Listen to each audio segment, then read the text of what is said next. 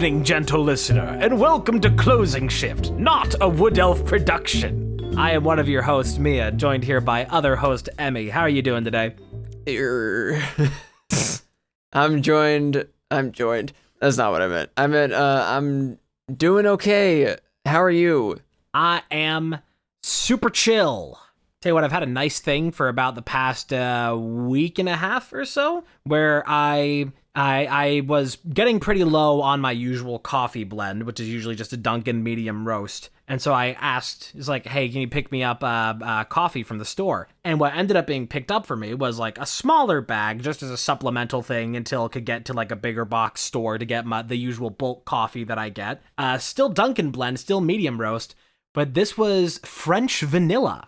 So I've been drinking French vanilla coffee for a bit over a week, and it's nice. I don't think I wanted to replace my usual morning cup for any kind of permanent stay, but it's been a nice little luxury for just a little bit. That's nice. I've never strayed away from my go-to. I'm not one to do that, really. That's fair. I'm very stuck in my roots. Once I plant myself in a interest and the specific orientation of which I do that, which for me would be medium roast with creamer. That's it. Period. End of story. I used to drink my coffee with like milk or whatever. I've never really been one for creamer. I've always just used milk for whatever. If I need to like dull the taste of whatever, if I make like iced coffee or something.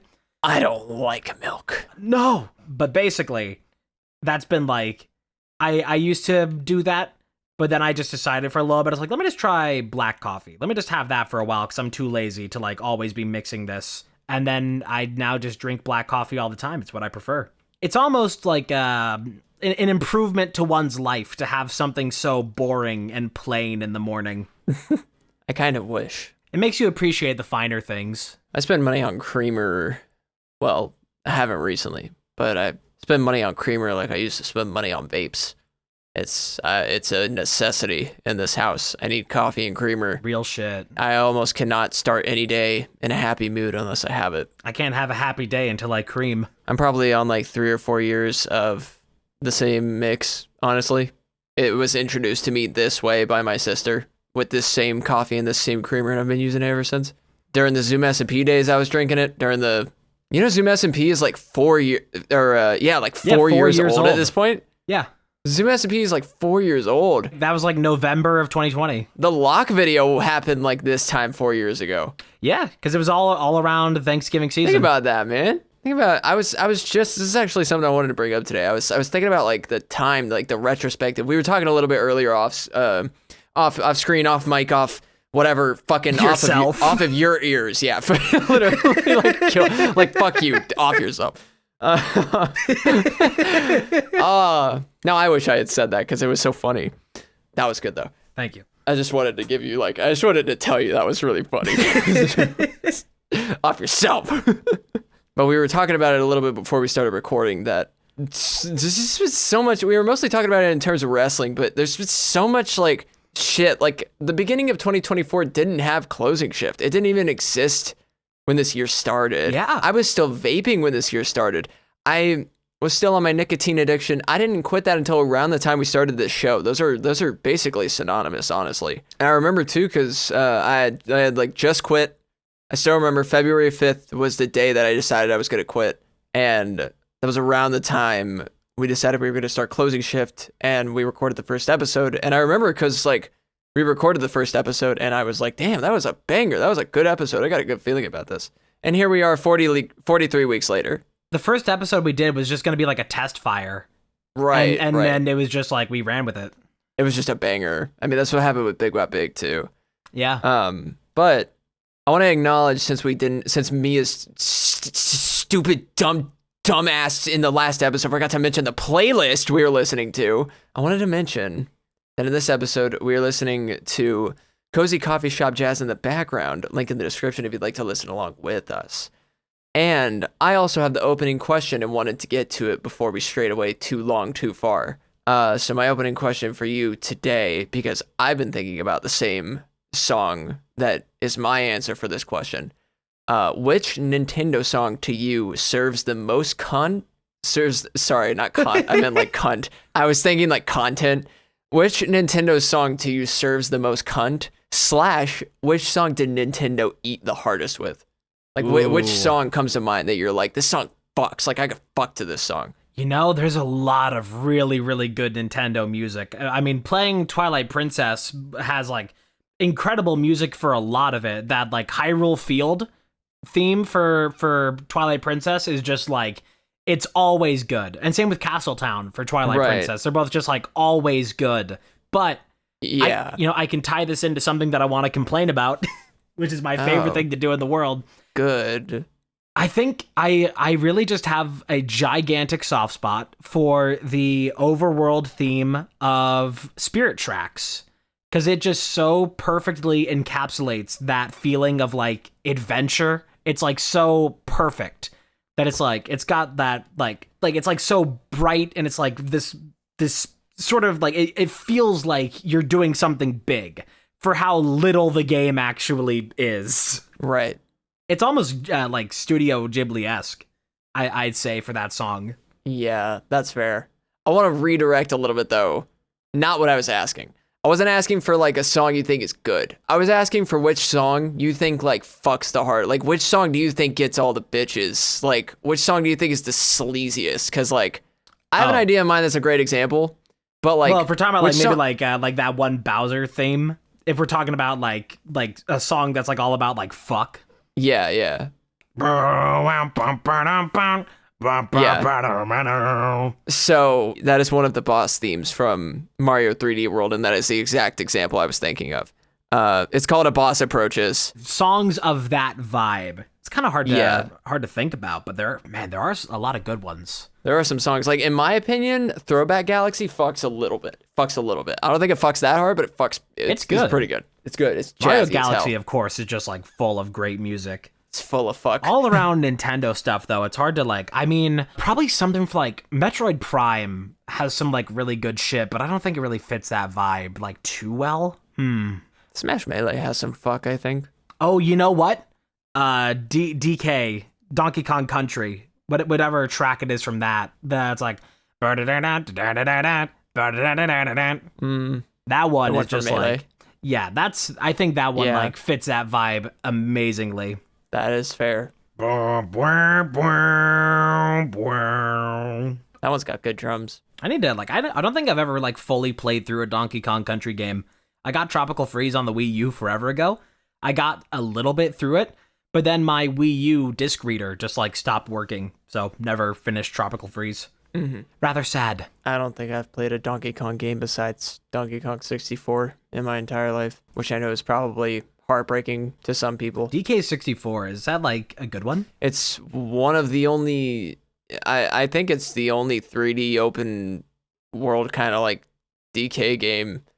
It's where the DK rap came from. Yeah, that's all I know about it.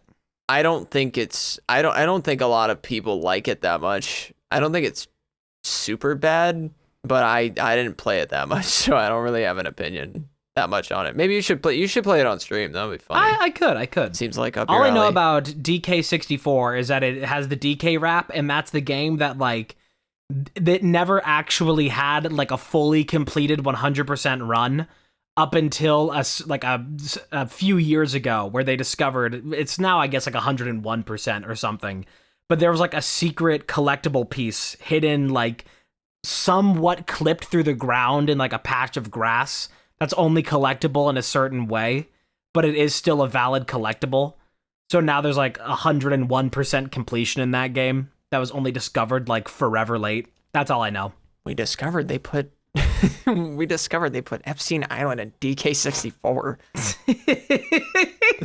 That's the fucking island that it's on. It's Epstein Island. Yeah, no, I had the cartridge as a kid, that ugly orange ass cartridge, but I didn't play it, or like that banana yellow cartridge, but I didn't play it that much. I didn't play. I mean, that kind of ties into, like, what I won't say I was gonna bring it up because I wasn't, but I mean, like, what I've been doing in my life recently is basically, like, catching up on, like, all the games that I was too paranoid over the last, like, 5 years about, like, either, like, falling out of interest or, like, having some kind of anxiety that I wouldn't be able to finish the game based on where I was at in life at the time. I'm kind of catching up on those games, including ones further back than that, not just like games that came out in the last 5 years, but tons of other stuff. Like I have already gone back this year and beaten Breath of the Wild, Link's Awakening. I just beat Pokemon Brilliant Diamond yesterday, beat the Elite Four and the champion, Cynthia, became the Sinnoh champion, and I'm on to Pokemon Sword now, because that's the next one I have that's like a normal Pokemon game. I'm going to buy Violet and move on to that next. Either that or I'm going to go back to Zelda, but I don't have a plan for Zelda at the moment, so I don't know. It depends. Those are the two franchises I'm definitely the most interested in right now. Saying you should have joined me for Zelda month. I mean, I'm not, I can't though, because I'm not doing Zelda stuff this month. It's like I said, I don't have a plan for Zelda right now. There also virtually would have been no point because I wasn't making content out of any of it. Just for fun to explore the series. That's what I did for all of November. It has just been going through Zelda games that I've never finished before, but had interest in. I had Zelda year basically, and it was only this month that I started switching to Pokemon. So take that right up your chew toy. I've actually now had more interest in Pokemon than I've had in the past several years because of the TCG Pocket app. The TCG Pocket app has brought quite a lot of people on to the pack opening and battling kind of thing. I think it is the smartest thing that Pokemon has ever done as a business decision. I think I agree with somebody. I think it is smart for sure. I think it's really smart. But I think it would have been smarter to release something like this during the pandemic. Like, I think if they had released this when this pandemic happened, it would have taken over the fucking world, like similar to Pokemon Go. It's taken over quite a lot. Well, you know what, though? They didn't need it then. During the pandemic, there was already a gigantic push for Pokemon card collecting. Like, that was, like, what the market was during, like, 2020, 2021. It was all dominated by, like, you know, people trying to get their PSA 10 Charizards. And I don't think that would have been a great move for them at that time to, like, really double down on the Pocket app when, like, it was having a collection craze.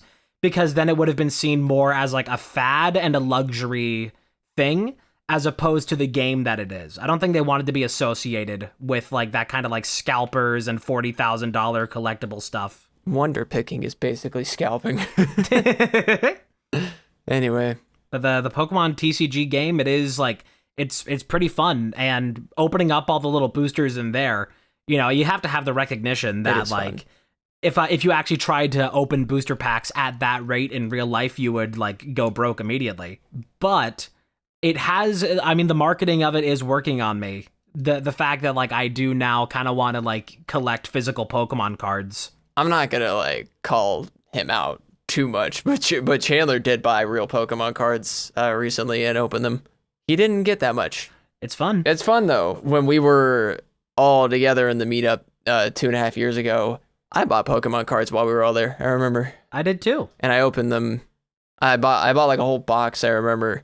And I opened them and I got my, it's either a holo or a reverse holo Hisuian Typhlosion, but I love that card because I love Hisuian Typhlosion. I don't know what pack it was. I guess it would have been the same pack that you got all the ones of. I just bought one booster and I opened that.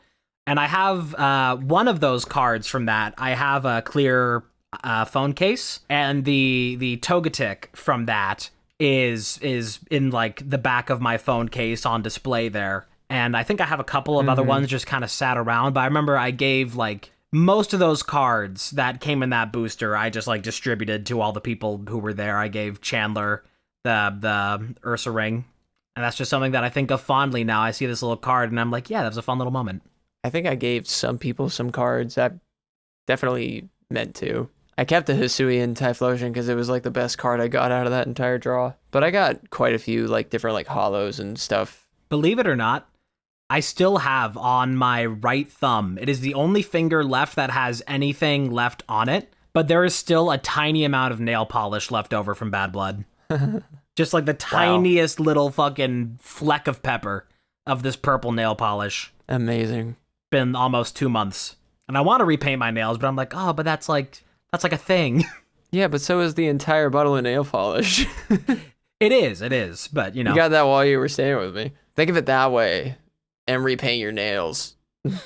I mean, I have now, like, I still have, it's been hanging up behind me for the past 2 years as well. Also from that meetup, the flag you gave me. That's been up on Right. my wall for the past couple years. And sometimes I just look at it and I'm like, oh yeah. You have that, and I have the picture of us on the boat on my wall. My mom got that printed for me on a banner Yeah. thing while we were there. And then when I came home, she was like, I got you a thing. And I was like, no way. No way.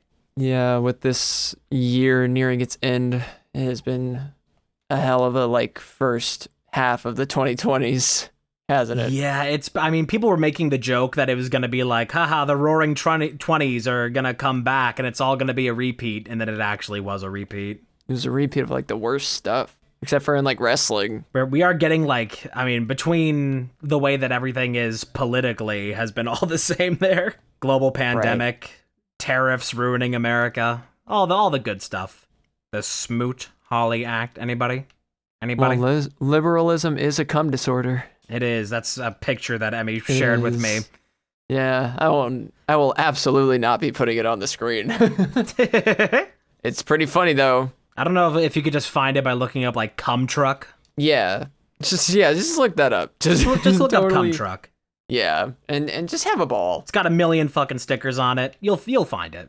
You'll be looking for the car that says "Build the Cum" on it. Yeah.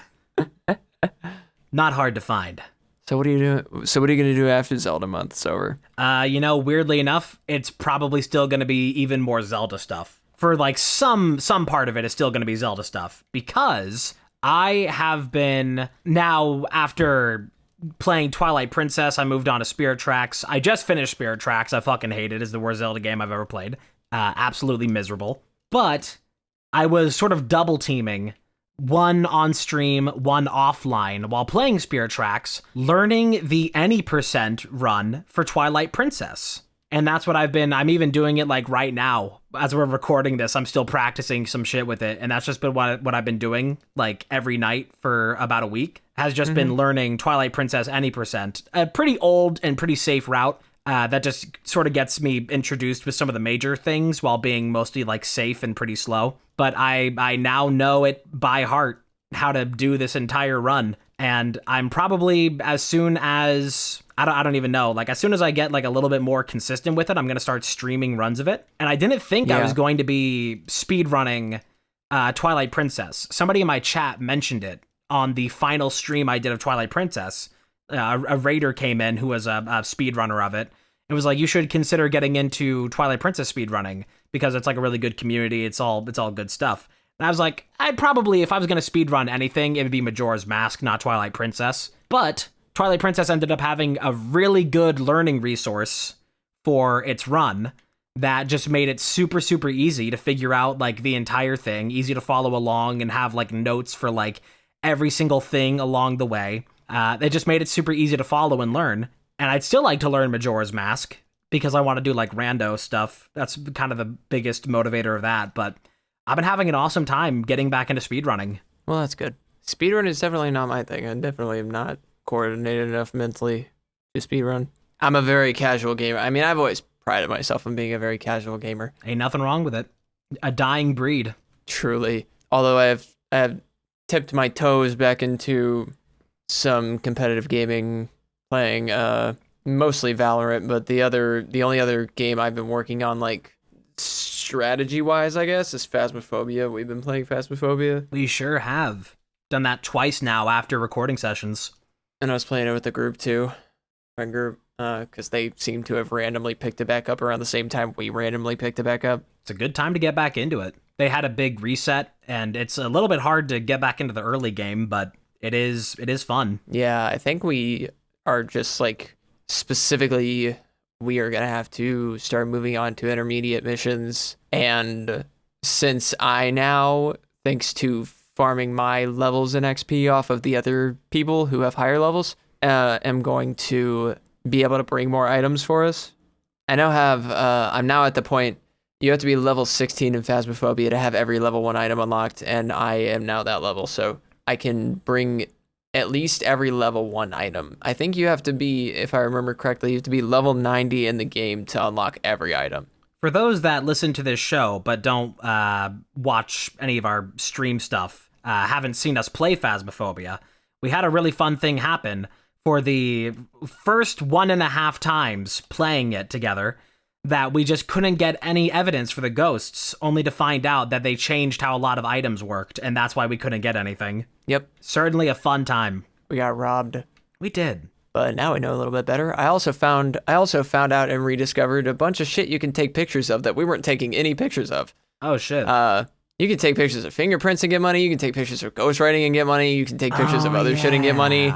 And I forgot about all that. We were just doing the bone. We were just doing the bone. We were boning. Wasting so much money. Man, yeah, that probably also contributes.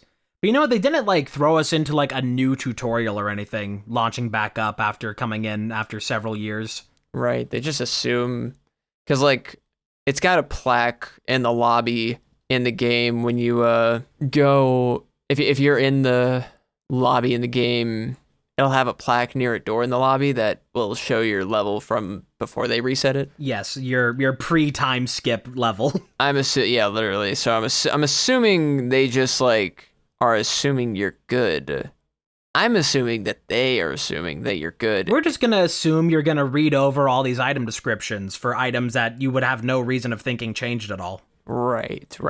I guess that's another thing they added, was having multiple different levels of a lot of the basic equipment. The levels to the equipment, you said? Yeah, because there wasn't like, there's only like one level of like EMF and all that, but now there's like, it goes up tiers for like better effectiveness, easier finding and all that. Right. I guess in a little bit more news of whatever in recent times, I've watched a few more episodes of Mushishi. That's still been really, really good. Still grateful for that recommendation. That alongside Twilight Princess, also I need to get back to Twin Peaks eventually, but just a lot of good, like, sort of artful and like contemplative and very like, I've been experiencing a lot of media lately that has like a lot of beauty to it and like is very like thoughtful. Yeah. And that's been like a very nice thing to just kind of have in our age of brain rot, to have things that like feel like they are made with purpose and intention and love. And they're all about like the beauty of things in these slower moments. Yeah. Thankfully, I can find beauty in a lot of things. It's something I worked on within myself for a long time, but I'm like pretty easy to see the beauty in the small things. Like anything I can just enjoy with my mind and fully like dedicate my brain to enjoy for a while. I'm just like, thank God for this, because I just need I need enough stimulation to get my energy out through the main part of the day so that I feel tired by the time it's time to go to bed. That's about as complicated as I live my life. It's very simple. I keep encountering a problem recently. I keep taking my ADHD medication like a bit too late in the morning. Like I keep forgetting to take it the moment I wake up, which means that I'm taking it usually like right before I start stream around noon. And it's an extended release thing.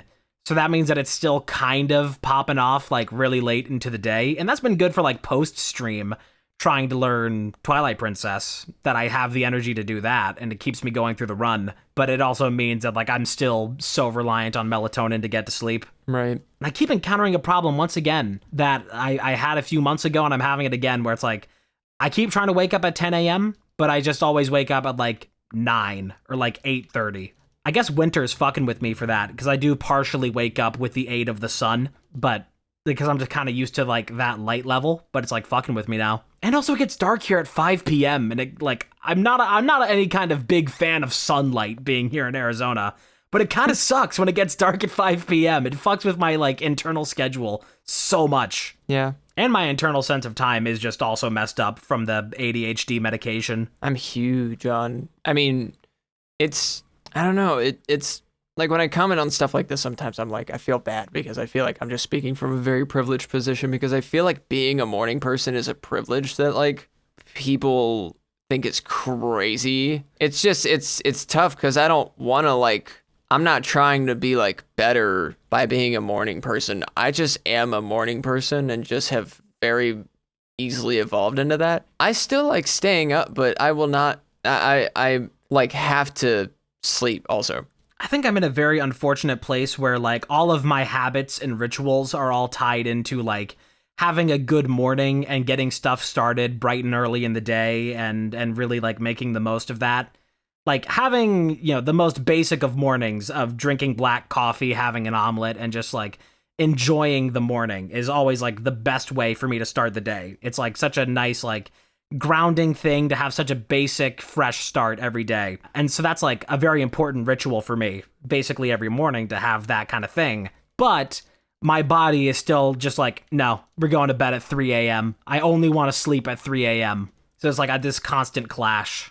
Yeah, that is unfortunate. I don't know. My body, I mean, I don't mean to sound repetitive, but the amount of work I put into like my life and my brain and the way I work is staggering. Like, it's very noteworthy, and I definitely do not take it lightly, because the reason I feel like I'm in such like a privileged position with the way my life runs so smoothly is because I feel like a lot of other people don't understand how to work at it in the way that, like, I have had a lot of help that I'm very thankful for and very privileged to have, but I just want to share that info without sounding like I'm like, let me help you lesser being. Yeah. Let me tell you how to get your shit in order, you fucking idiots. Yeah, I don't want to be like mean. I mean, it's a difficult thing now with like basically everybody everywhere going through a constant mental health crisis that is like, whenever you're doing normal and okay, it feels like this like weird privileged state where you're like pious almost. Like, you can't just tell somebody like how happy you are or having a good day. It's like, you can't like become any kind of beacon of sunshine or like have any amount of light when you know that everybody else is like still going through like a lot of shit, because it just feels like a flex. Yeah, it's really hard to not sound like an asshole when you just want to like share good news.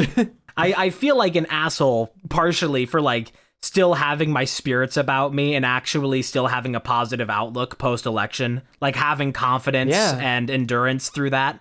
I feel like I must be a fucking dick to everybody here that like hates life right now. And it's like, it's not going to be good for me either inside of all that. I've just chosen to be more positive with it. Right. I just have my own outlook. I used Harden. I used Harden. Yeah, true. I think this would be a fantastic time to get into a segment of the day. This being another variation of Save the Date. Except the goal of this one is going to be finding a bit of a connecting thread between all of these articles that I am going to read to you. Great. Find a way, basically, that all of these articles can be summarized together. Right. This paper that I'm going to be taking these all from today is the Los Angeles Herald, published February 13th, 1910. And the first article that we have for this reads as such: Death ends career of pathetic stage figure. Mentally unbalanced, Mrs. Martin maintained to end. Jeers were meant for applause. February 12th. Death removed yesterday one of the most unique and pathetic figures of the American stage.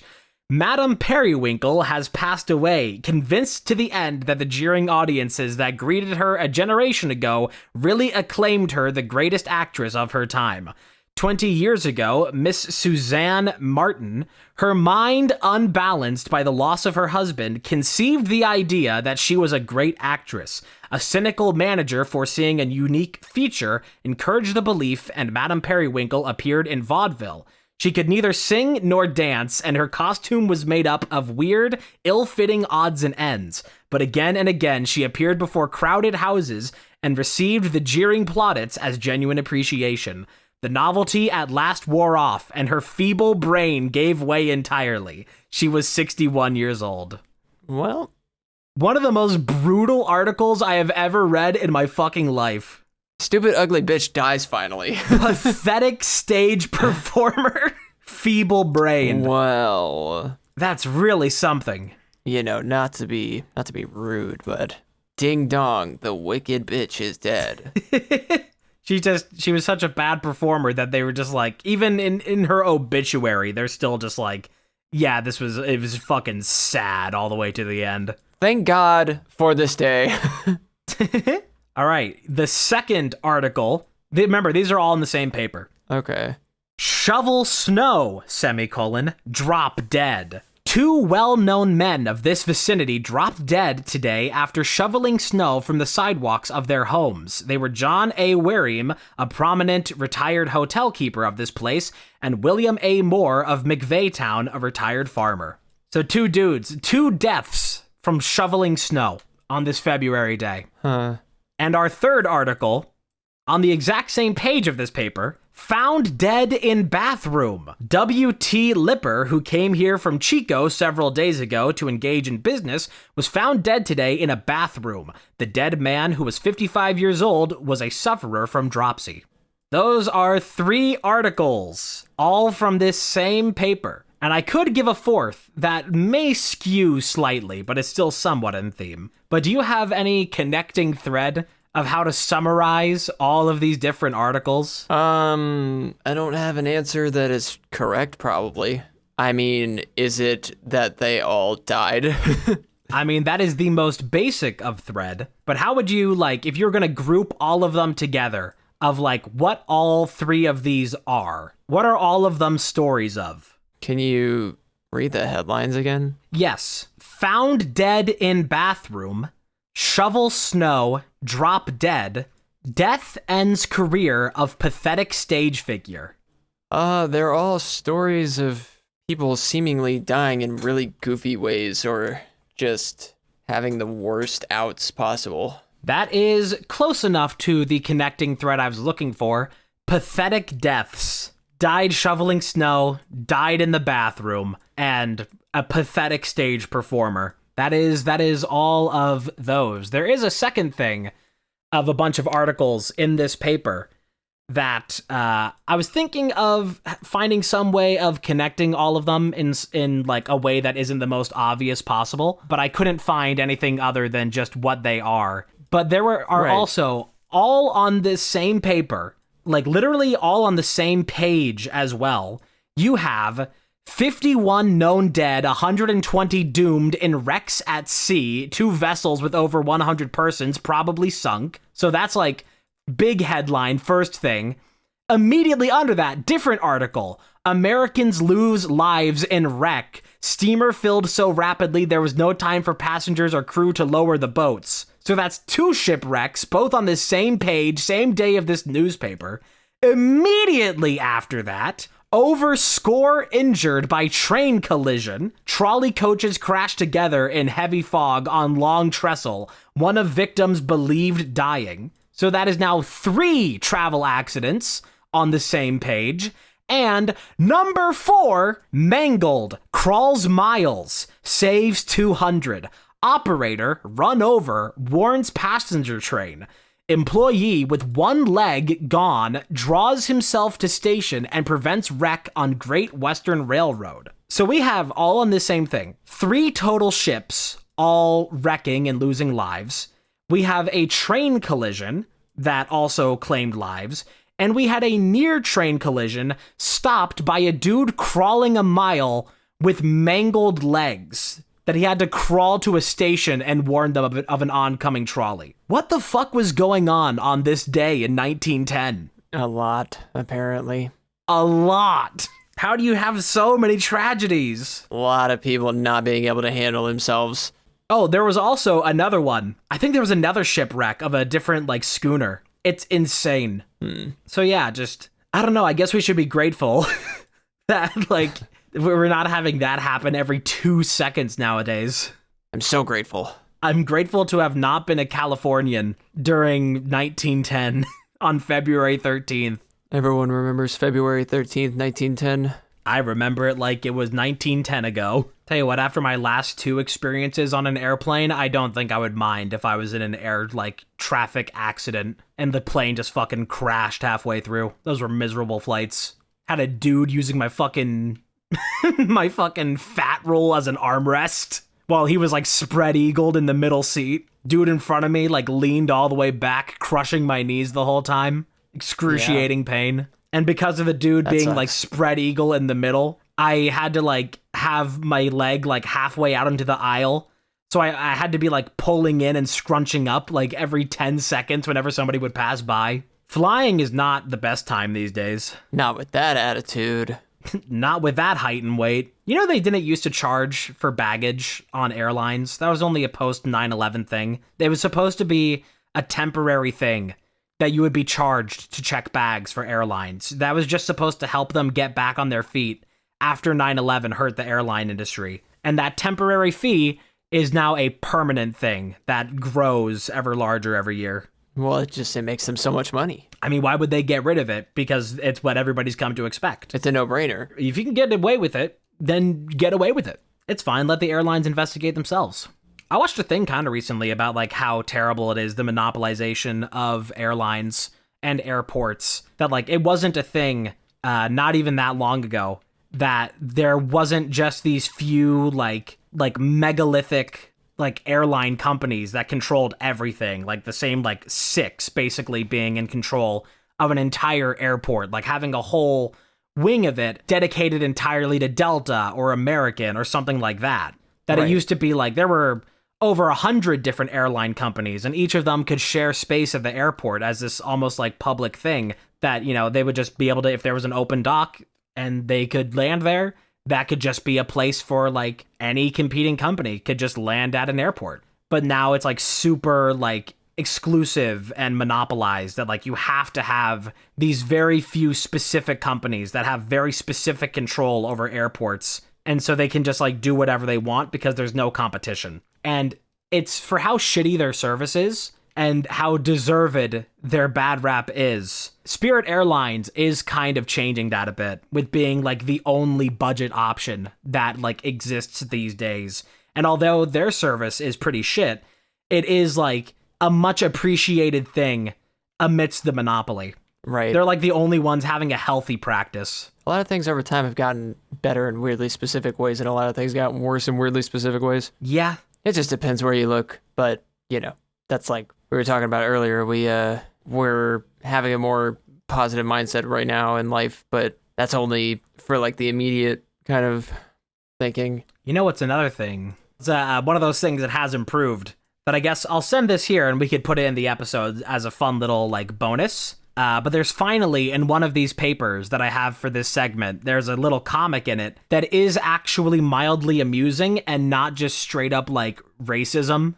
This being that there was finally like a law enacted that food handlers would have to disclose when food went into cold storage. And so they have this little comic here, all these little bits of meat that is like, you know, from like King Ramsay's. So that's one thing that's nice. A little bit more transparency on not just getting like 100-year-old meat out of a freezer. Goodness. Of anything that I'm the most worried about in the next 4 years is that like there's certain things that can be fought on a state level in terms of like maintaining people's rights. But one thing that is a lot harder to fight on a state level is government regulation surrounding the safe handling of food. And since we're going to have fucking RFK Jr. in control of that, and a lot of restrictions already being repealed, which has already led to like a lot of outbreaks of like listeria and E. coli and like everything, even just these past couple months. I am not very hopeful for the next couple years about not getting sick from just any random food you get at the grocery store. It is going to get worse from there, and people are going to be getting sick a lot more just from random things. A lot more recalls happening. So I think that's the biggest thing I'm worried about is just like our food is just going to be worse. Yeah, that is something to look out for. Definitely keep your eyes peeled through these next 4 years. On top of that, you have now have you seen this recent trend, this thing of like, it's all like, of course, it's like the anti-vaccine weirdos are the same type of people getting into this now. You know, those kinds of like alternative medicine folks that will just believe literally anything about anything, whether or not it actually is true or healthy or is gonna fucking get you killed. Recent trend of people drinking raw milk, unpasteurized milk, because they think it's gonna give you like superpowers or some shit. Like pasteurized milk somehow is like this horrible thing for you. So instead, we're gonna drink raw milk with all of its diseases and like everything. It doesn't make any sense. Well, It's like eating like purely like raw chicken. yeah, probably not the way to go. I think one of the funnier things of that, of people now like drinking raw milk as this supposed health thing, even though it is the least healthy thing you could ever consume. some of the folks involved in that I've like partook, they they've joined in and they've been like, you know what, I like this raw milk thing, but you know, just to make sure that it's safe, I do actually like I boil the milk for a while before drinking it. You mean pasteurization? You mean you're pasteurizing the milk before you drink it? Your raw milk that you bought specifically so it wouldn't be pasteurized? You don't like, not even knowing what pasteurization is. Just thinking like, oh, I'll boil it to be safe. I got this raw milk. It's like, you just pasteurized it. You just ruined the entire point of your bullshit. You were gonna do some shit, and now it doesn't even make sense. Well, that's the way the cookie crumbles sometimes with those folks. They really like to just do and say things. They don't exactly check up on their references. No, just believe literally anything. I had a problem a couple months ago with family members where like a couple family members that like were known within the family for, you know, being very large and having really bad weight problems. They got into like this health fad thing of these like crazy fucking smoothies, like basically like a liquid diet. And it's just like chock full with like, if you're going to be like, it's a recipe that literally it was like spawned off of Facebook, which of course, Dr. Facebook is of course what you should be trusting for health. But they did lose a shit ton of weight by like, you know, basically going on a liquid diet of those smoothies. Right. And I had to like talk to a couple family members and be like, no, it's not a good idea to follow in their footsteps in this like actual like liquid diet that's like cramming you full of like you are actually going to OD on nutrients if you like follow this. This is not made by like a nutritionist. This is not made by anybody with your health in mind. This is made for likes on Facebook. And that was quite a battle there just for the fight for like, no, you should eat like food. You should be eating food. That's been one of the unfortunate things with my ADHD medication now is that, of course, it being a stimulant, it messes with your appetite. So I haven't really been like too hungry in the mornings, and that's been messing with my, you know, I used to have the routine of like making a sandwich every morning, and that would take like at least half an hour to make that sandwich. And it was, you know, that was a part of like a nice routine thing. And then that got phased out. That got replaced with making a morning omelet. And that was also a nice thing for a while. But now I just don't really have that hunger in the morning. And so I haven't really been doing like that kind of breakfast for a while. It's been like a lot more like quicker breakfast and doing whatever, or just not eating breakfast and waiting until lunch. It's not the best for like my usual routine stuff. It's kind of sad, but I just don't have the appetite for my usual breakfast. I mean, having a wrench thrown in your routine is tough, I know. I mean, that was one of my biggest issues was my routine was just going back and forth, just having wrenches constantly thrown through it. Mm-hmm. But, you know, I mean, like any amount of time any of you have seen me make content, I've been working over all of that time to fight that and get better. At certain points I had to get better, and at some points I wanted to get better. And getting better fucking rocks. It really does. You gotta be willing to like look at yourself and be like, what the hell is wrong with me? Sometimes you gotta take a look and be like, what's going on right now ain't working. And it's gonna be difficult to get into the habit of stuff that does work, but it's worth it. It's worth the effort for sure. You do have to want it, but you can want it without having to go to that crazy of lengths. I try to be positive. Shit, it gets exhausting, but negative charges cost a bit. Confidence is like a conduit. On the road to infinite accomplishment, I simply can't commit. I made a Spotify radio based off of Save Face As from Beneath the Toxic Jungle, and I found a couple of good hits. I found some, I found a song called Egyptian Pools by Juicebox, a song called Your Face by Lando. Calrissian? Found a song called Light 'Em Up by Love Sad Kid featuring Rav. Oh, nice. Love Sad Kid, he's the one on... What Bill track was Bill in Love Sad Kid? Was that Dance Revolution? Or am I thinking of something else? I don't know what you're talking about. I know he was on Free because he was on that album. Yeah. I'm trying to remember what else Bill and Love Sad Kid. Like there's one that like I quite like that has both of them. I'm not sure. You might have to look it up. Let me look this up. I guess I'd have to look at Bill stuff to see this. Whatever it was. What was this on? It would have been like a single or something, which makes it really hard to find. Yeah. If you're on Spotify and you search Bill and Love Sad Kid, though, that might get you there faster. Seeing a couple things. Trying to find the actual thing, though, that I'm thinking of. Oh, Gold Midas is the one on A Dance Revolution. I got that wrong. I see. Well, it was a different thing. I don't think I'm going to be able to find it here because I'm really bad at navigating Spotify. That's okay. Not everyone can be cool and hip. It is true. It is hard to like navigate any kind of search engine or anything these days. A lot of it's just like junk. Trying to find a YouTube video or even like TikTok has the worst search engine. Kind of hard to find like so much stuff because it's just not accurate results that you get because it's like algorithm based on like this is what we think you want to watch right now instead of what you're actually looking for. And then TikTok being if you try to look up something on there, you are not going to get anywhere close to what you're looking for. You're going to get like if you look up like a TikTok that you remember and you're trying to like find it like based off of a description of the TikTok, you look that up, you're going to get like a video from 2 years ago of somebody talking about a different thing about the creator of that TikTok, and then you'll find like a duet that has no source, and then you'll find like a bunch of brain rot videos that are not related to it at all, and then you'll just see straight up like softcore porn. It's funny that you just went on this whole rant about that entire thing because something I did recently disproves everything you just said because I was thinking of a video from a long time ago I was trying to find and I was so easily able to find it. I was actually shocked, but it was just, I mean, like, you're right. Like, but that is just kind of funny. I was looking for this video of this girl singing the Demon Slayer intro theme song in her car and I just like searched it. I had to go through a duet, but they tagged her, so I just like went to her account and saw it. I think it's just like if you look up anything on TikTok these days,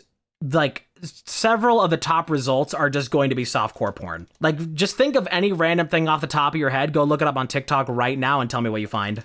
You want me to look something up? Just like pick something random and just like try to look it up on TikTok and see like how many of the top results if you just like scroll immediately from like the first search page. Which also you can't like refine your search at all either, which really sucks. You can't be like, I want to see it from this date. Just see like how many of those top results are just like brain rot garbage that has nothing to do with it, something vaguely related, or just straight up softcore porn that is like somehow even showing up there. I mean, I don't know exactly what to search. Like I searched Adventure Time tattoos, but I scrolled for a bit and it's if it's not Adventure Time, it's just tattoos mostly. I don't know what it's got to be. I think like something that like is actually likely for there to be a lot of content on it maybe won't be the best example of that. So I don't even know. I mean, I don't know. You're like telling me to walk across a bridge with no guardrails with a blindfold on. I don't know where I'm supposed to go, but I haven't. Yeah, I mean, social media is tough in itself anyway. It's like that on a lot of platforms. Like Instagram's pretty similar as far as I know, but I also don't personally have issues like that, especially because I don't go on those that much, but when I do, I can usually find what I'm looking for. I mostly try to consume like traditional content, and by that I simply just mean like not scrolling social media for millions of hours. I just mean like listening to music or watching something or playing a game or reading a book or whatever, what have you. Just like I try to keep the attention span in the mind and on a steady pace. Try to take care of my brain. I've seen some of our friends' For You pages. I don't know how you get to a For You page like that. I have recently spent way too much time on TikTok, also because of ADHD medication, being that like when I'm at the end of the day where I've done all I want to do in the day and I'm just like, I'm just going to scroll for a little bit. You know, it's very easy to maintain your attention of whatever you're doing when you are on ADHD medication. That's one of its biggest things, is helping you maintain your attention. So when that attention gets focused on something that is, you know, already like terrible enough for ADHD in being sapping for attention, it means I've spent way too much time scrolling in the past month, to the point where like now my TikTok For You page is like almost entirely just junk because I've scrolled it so much that it's run out of things to show me. Like it doesn't know what to show me. It just gives me like brain rot slop. That's a real disheartening realization to come to. Yeah, it's like the things I know that there's still content on there that I want to see, but like because of like scrolling too much on a few occasions, that it just like, you know, it was just like, well, fucking here's like the infinite content pool of like endless slop. So my entire For You page, no matter how much I scroll past it, say I don't care, don't want to watch, it's still like the only thing that is showing up in my For You page now is just slop. Yeah, I mean, after hitting a brick wall, all you can look at is the bricks. Yeah. Certainly can't win them all, especially when it comes to scrolling social media. Like, you scroll like TikToks or Reels or whatever. I mean, I get a lot of brain stimulation from short form content like that for sure, but I don't try to engage with it as much as I used to. I used to be like more so like into it. Like, you know, I used to like make TikToks and I would watch a lot of TikToks, but it was very like new to me then, and the idea of like duetting and like editing short form content on like mobile video editor apps was like so new to me. I was like, oh, this is awesome. This is fresh. I like this. And then now I'm just like, I just want to sit and do the same thing for like 6 hours and then eat and then do it again until I can't do it physically anymore. I need to like watch an entire season of an anime, or I need to like beat the first like 6 gyms of this one Pokemon game or something. I have very simple pleasures in life, and I'm thankful for that. Coffee being one of them. Like I said earlier, it's a lot better of a start to the day if I can have a cup of coffee. It's nice. It is a must at this point of my life. I will be 25 in just over a month. I'll be 25 years old, and I need my coffee. Coffee will get me from 25 to 30, which is crazy that in 5 years I'll be turning 30. I'm turning 30. Dick out. I've been turning 30 for a minute now. It is a difficult thing to reckon with, this passage of time. Yeah, there's some things I like about time. Like when I'm like, the difference comes down to when I'll realize a bunch of time has passed and be like, oh yeah, like cool. I passed so much time doing that one thing. That was a good use of my time. Or when I'm like realizing time hasn't passed even like half as much as I thought it did.